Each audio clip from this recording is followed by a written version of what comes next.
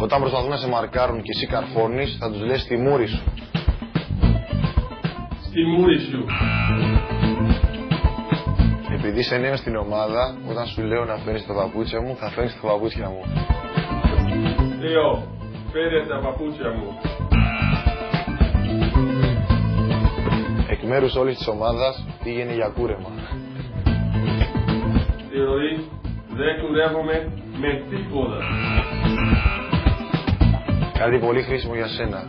Το τηλέφωνο μου είναι 6932 32 32. Κορίτσια, το τηλέφωνο μου είναι...